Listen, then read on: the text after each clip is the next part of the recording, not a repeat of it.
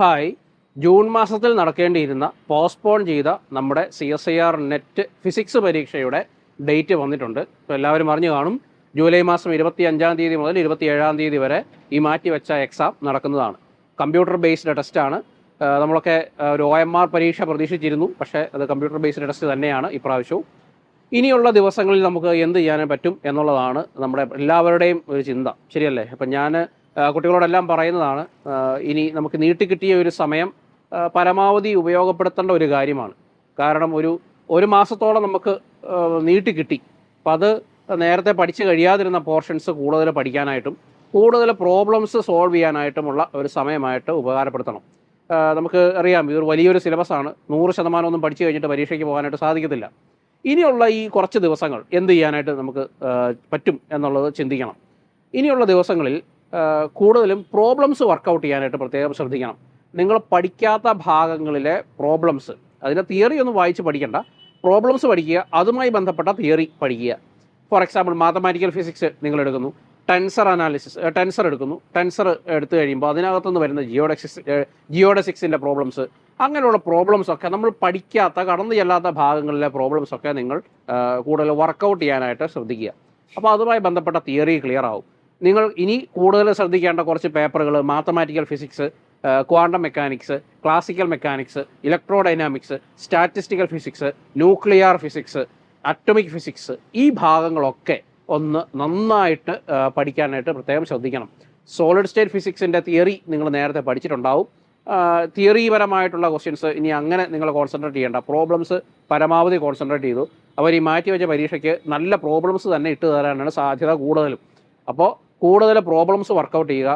Formulas മറന്നു പോകാതെ പല ആവർത്തി എഴുതി പഠിക്കുക. ഇപ്പം ഞാൻ എപ്പോഴും പറയാറുള്ളതാണ്, പരീക്ഷ എടുക്കുമ്പോഴത്തേനും നമ്മൾ ഒരു 100,000 ഫോർമുലാസ് എല്ലാം പഠിച്ചു വെക്കുന്നുണ്ട്. ഈ ഫോർമുലാസ് എല്ലാം എവിടെ എങ്ങനെ അപ്ലൈ ചെയ്യണം എന്നൊക്കെ നമുക്ക് കൺഫ്യൂഷൻ ഉണ്ടാവും.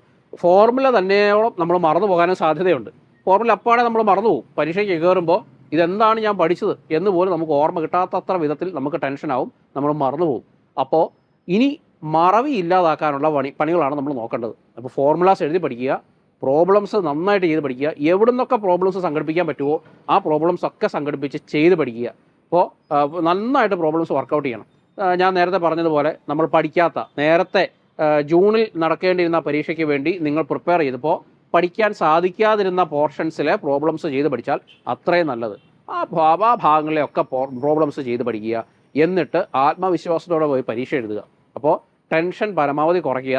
ഇനിയുള്ള ദിവസങ്ങളിൽ കൂടുതൽ സമയം ചെലവഴിക്കുക ഇതിനു വേണ്ടി. നേരത്തെ 6 മണിക്കൂറേ പഠിച്ചിരുന്നുള്ളൂ എങ്കിൽ ഇനി ഒരു 10 മണിക്കൂറാക്കി കൂട്ടുക. ഒരു 10 മണിക്കൂർ, എങ്ങനെയെങ്കിലും 10 മണിക്കൂർ പഠിക്കണം. ഒരു മിനിമം 5 മണിക്കൂറൊക്കെ ഉറങ്ങിയാൽ മതി. അതിനപ്പുറം ഉറക്കമൊന്നും കുറച്ച് ദിവസത്തേന് വേണ്ടതേ. ബാക്കിയുള്ള സമയങ്ങളിൽ ഇരുന്ന് പഠിക്കുക, പ്രോബ്ലംസ് വർക്കൗട്ട് ചെയ്യുക. അപ്പോൾ നമുക്ക് കാൽക്കുലേഷനിൽ നമുക്ക് വരുന്ന പ്രശ്നങ്ങളൊക്കെ നമുക്ക് മനസ്സിലാവും. കാൽക്കുലേഷൻ ചിലപ്പോൾ സ്ലോ ആയിരിക്കാം. അത് ഫാസ്റ്റ് ആക്കാനുള്ള 25 ദിവസം എന്ന് പറയുമ്പോൾ അതിനുള്ള സമയമുണ്ട്. 21 ദിവസമാണ് നമുക്കൊരു പുതിയ ശീലം വളർത്തിയെടുക്കാൻ വേണ്ടത്. ഇപ്പോൾ 25 ദിവസമുണ്ട് നമുക്കിനി. അപ്പോൾ ആ ഒരു സമയം കൊണ്ട് നമുക്ക് കാൽക്കുലേഷൻസ് സ്പീഡാക്കാൻ പറ്റണം. ട്രിഗ്നോമെട്രിക് റിലേഷൻസ് ഒക്കെ പഠിച്ചിട്ടില്ലെങ്കിൽ, ഇൻ്റഗ്രേഷൻ, ഡിഫറൻസിയേഷൻ ഫോർമുലാസ് ഒന്നും പഠിച്ചിട്ടില്ലെങ്കിൽ അതൊക്കെ ഒന്ന് പഠിച്ച് പ്രോബ്ലംസ് ഒക്കെ നന്നായിട്ട് ചെയ്ത് പഠിക്കാനായിട്ട് പ്രത്യേകം ശ്രദ്ധിക്കണം. ഞാൻ വീണ്ടും ഊന്നി പറയുകയാണ്, പ്രോബ്ലംസ് വർക്കൗട്ട് ചെയ്യാൻ മറക്കരുത്. അതാണ് ഏറ്റവും പ്രധാനപ്പെട്ട കാര്യം. ബാക്കി തിയറി പാർട്ടൊക്കെ നിങ്ങൾക്ക് വിട്ട് കളഞ്ഞു, അതൊന്നും പ്രശ്നമില്ല. പ്രോബ്ലംസ് വർക്കൗട്ട് ചെയ്യുക. അത് പ്രോബ്ലംസ് ചെയ്യാനുള്ള തിയറി നിങ്ങൾ അറിഞ്ഞിരിക്കണം കേട്ടോ. അപ്പം നെറ്റ് പരീക്ഷയ്ക്ക് നിങ്ങളുടെ വളരെ ആഴത്തിലുള്ള അറിവ് പരിശോധിക്കുന്ന പ്രോബ്ലം നിങ്ങൾ എങ്ങനെ അപ്രോച്ച് ചെയ്യുന്നു എന്നുള്ളതാണ്. അപ്പോൾ നമ്മൾ 100% തിയറി എല്ലാം അറിഞ്ഞ് അതിൻ്റെ കോൺസെപ്റ്റ് എല്ലാം അറിഞ്ഞിട്ടൊന്നും ആയിരിക്കില്ല മിക്കവരും പ്രോബ്ലം ചെയ്യുന്നത്. ആ പ്രോബ്ലം ചെയ്യാനുള്ളൊരു നാക്ക് വളർത്തിയെടുക്കുക എന്നുള്ളത് തന്നെയാണ് അതിനകത്ത് ഏറ്റവും പ്രധാനപ്പെട്ട കാര്യം. അത് ചെയ്യുക കേട്ടോ. അപ്പോൾ അതിനകത്ത് യാതൊരു വിട്ടുവീഴ്ചയും പാടില്ല. എന്ന് വെച്ച് ഞാൻ പറഞ്ഞതിൻ്റെ അർത്ഥം നിങ്ങൾക്ക് കോൺസെപ്റ്റ് അറിയാതെ പ്രോബ്ലം ചെയ്യാം എന്നുള്ള രീതിയിൽ നിങ്ങൾ വ്യാഖ്യാനിക്കരുത്.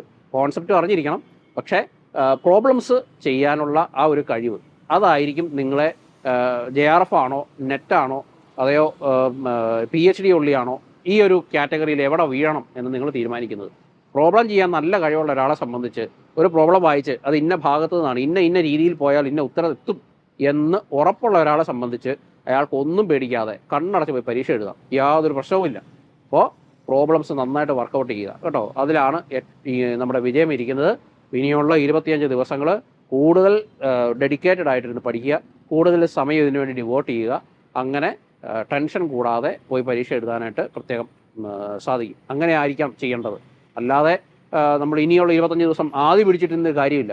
ഇനി 25 ദിവസം ഉള്ളല്ലോ, ഒരു മാസം ഉള്ളല്ലോ, അങ്ങനെയൊന്നും ചെയ്തിട്ട് കാര്യമില്ല. കൂടുതൽ നന്നായിട്ട് വർക്കൗട്ട് ചെയ്യുക, കൂടുതൽ വർക്ക് ചെയ്യുക. അപ്പോൾ കൂടുതൽ വർക്ക് ചെയ്താൽ നല്ല റിസൾട്ട് ഉറപ്പാണ്. So wish you all the best. And നിങ്ങളെ ഡിസംബർ ബാച്ചിലെ നമ്മുടെ കോമ്പറ്റേറ്റീവ് ക്രാക്കറിൻ്റെ പുതിയ ബാച്ചിൻ്റെ വിവരം കൂടി അറിയിക്കാൻ ആഗ്രഹിക്കുകയാണ്. ഇത്തവണ പരീക്ഷയ്ക്ക് പഠിക്കാൻ സാധിക്കാതിരുന്നവർ, അല്ലെങ്കിൽ അടുത്ത ഡിസംബറിലെ പരീക്ഷയ്ക്ക് വേണ്ടി ഒരുങ്ങാൻ ആഗ്രഹിക്കുന്നവരെ സംബന്ധിച്ചിടത്തോളം നമ്മൾ കോമ്പറ്റേറ്റീവ് ക്രാക്കർ ഡിസംബർ ബാച്ചിലേക്ക് CSIR നെറ്റ് ഫിസിക്സിൻ്റെ ഡിസംബർ ബാച്ചിൻ്റെ കാര്യവും കൂടെ നിങ്ങളെ അറിയിക്കുകയാണ്. അപ്പോൾ ആ ബാച്ചിലേക്കുള്ള അഡ്മിഷൻ നമ്മൾ ആരംഭിച്ചു കഴിഞ്ഞു. അപ്പോൾ അവർക്കുള്ള ലൈവ് ക്ലാസ്സുകളൊക്കെ നമ്മൾ ഉടനെ ആരംഭിക്കും. അപ്പോൾ അതിലേക്ക് നിങ്ങളെ ഞാൻ സ്വാഗതം ചെയ്യുന്നു. പരീക്ഷ നന്നായിട്ട് എഴുതുക, വിജയം നിങ്ങളുടേതായിരിക്കട്ടെ. Wish you all the best. Thank U.